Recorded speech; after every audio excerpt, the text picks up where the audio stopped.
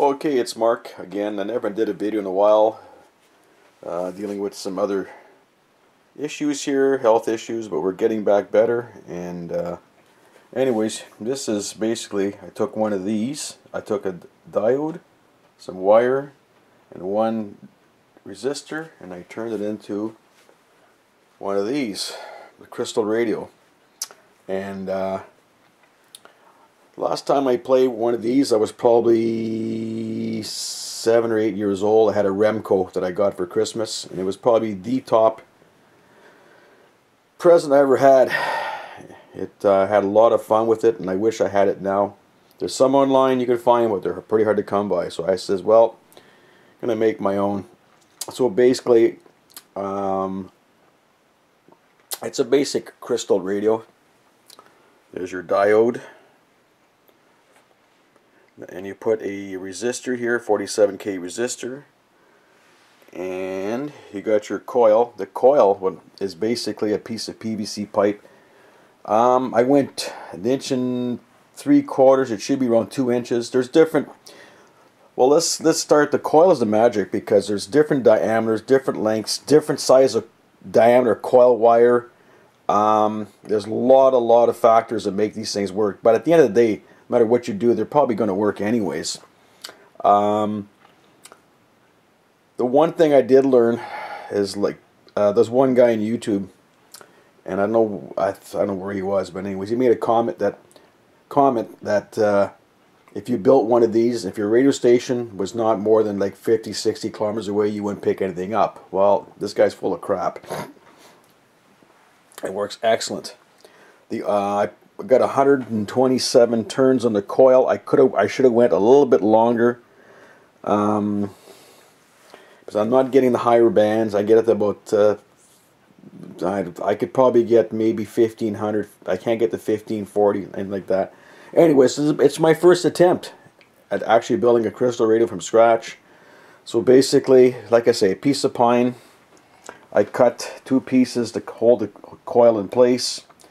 And what I did, I glued everything in place with a glue gun, make sure it all fits, and I put screws inside here, or inside the piece of wood, block of wood, to hold it, make sure it wouldn't fall apart.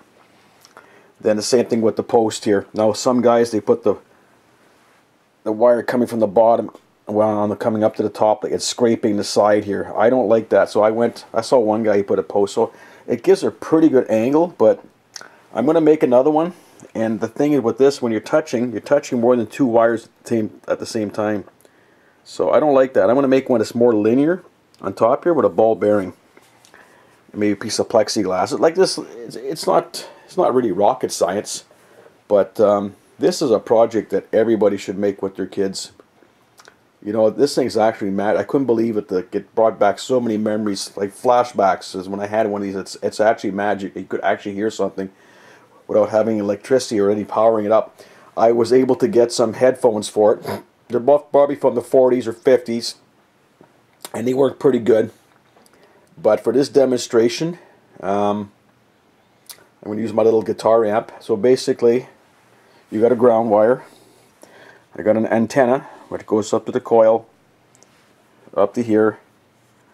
At the other end, goes across, and this is where you put your headphones. And the other side, you got your ground, goes up to the tower. Now the bottom washer is actually glued in place. So when I turn this, maybe if I could turn the other side. So when I turn it, the bottom stays stationary and the top will move. Because when I first made it, this was going back and forth. It was actually turning the whole wire. So I just took a little dab of my hot glue gun. I glued the bottom washer in place, but the bottom washer, this wire is soldered to the bottom washer. Good contact. When you start building these things, have an ohm meter and make sure everything's connected right. And make sure, like, all the contact points, you got good connections. That's 90% of the whole thing. Now, grounding. I actually grounded to my copper pipe. Some people ground it to the center plug in there. I'm not saying you can't. I'm old-fashioned. I just ran it from my other radios I have here. I got a ground wire that goes all the way down up to my copper pipe and solder right to the copper pipe of the house. The house has all got this plastic crap, so obviously you can't use your house as a ground because it's got plastic piping in it. It's probably going to fall apart another 10 years from now. Antenna. So I redid my antenna.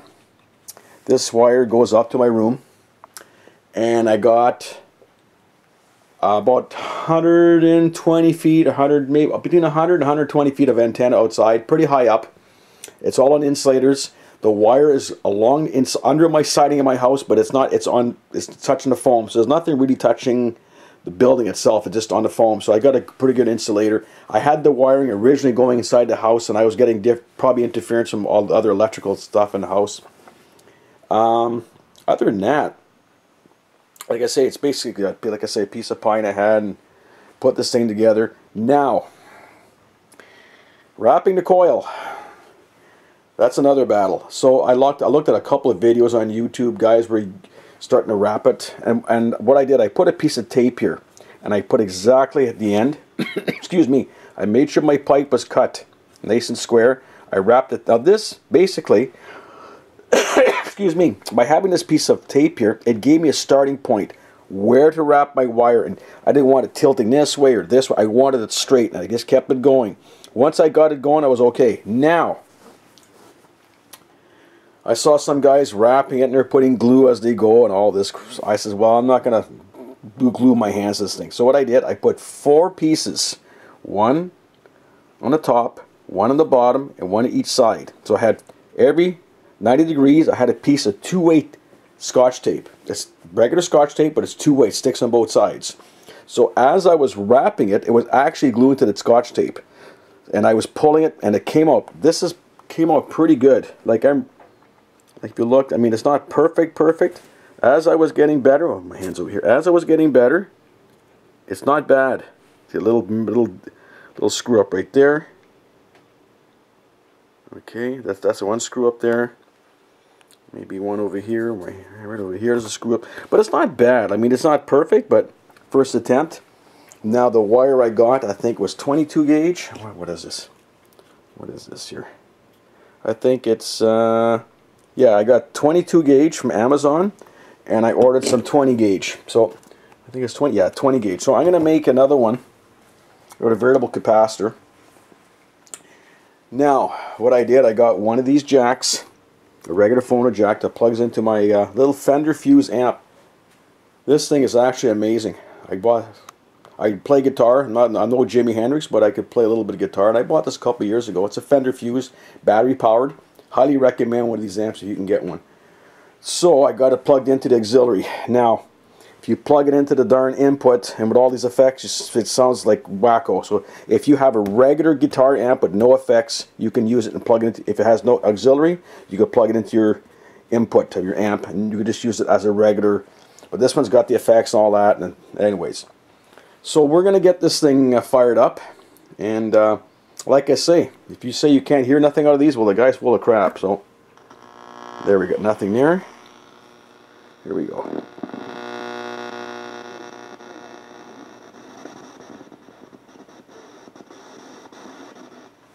I'm going to hold the camera the other way here so I can get a better view of this thing here. Oh boy. Okay, let's try this again here so you guys can see what's going on here. There, that's better. There we go.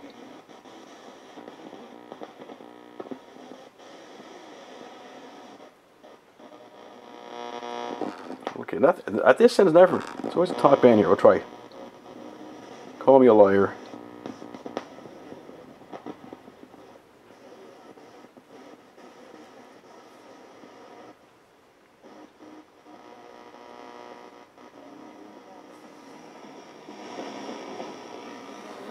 It's funny, eh? 1 minute is blasting. I had a hockey game here a couple of minutes ago.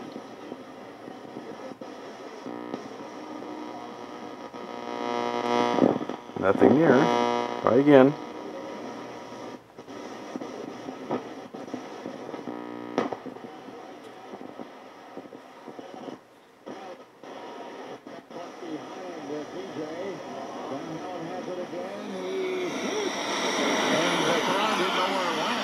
So that's in the States somewhere. I know I was getting Toronto. I was getting 890 out of Toronto.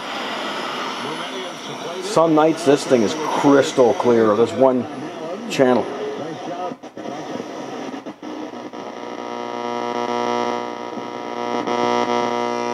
loud here, Mark.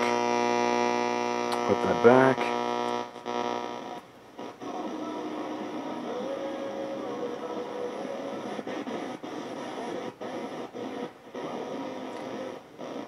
Now the problem with this thing, I'm crossing like 3 wires across here. Look really closely. And I'm crossing 3 wires, and I don't like that. So I'm going to make a better one. But it's magic how it works. The other night it was crystal clear.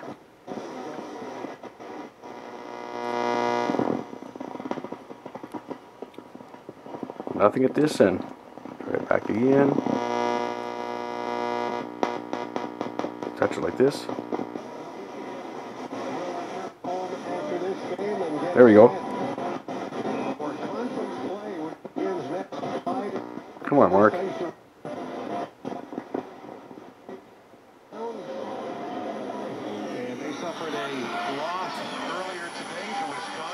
This part's not bad. It's like some nights it's crystal clear. Hey, it's propagation. It is what it is. It is what it is.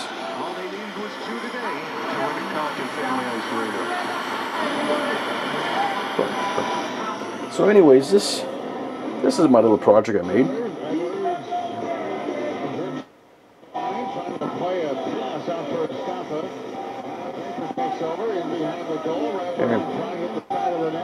And that's not bad. So anyways, I shut this off. And that is my video on my Crystal radio. My first attempt of ever building one from scratch. I had one when I was a kid, Remco.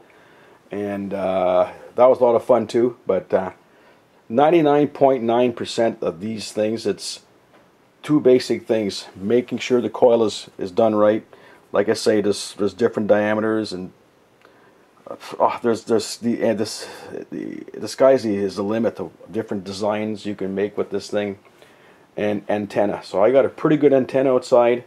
I might maybe in the spring play with something a little bit different here. See, gone. I didn't even touch it. It's gone. Anyways.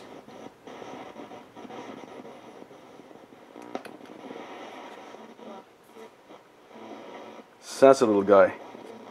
Like I say, some nights are a lot better than others.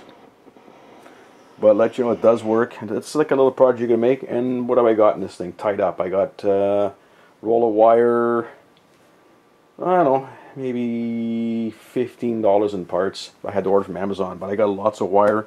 I got all the diodes, like holy crap, I got enough diodes here to build a spaceship. So I got all those diodes for 10 bucks. I only need one of them.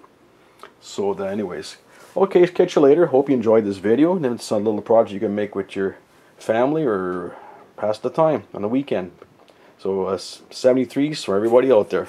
108, we're gone.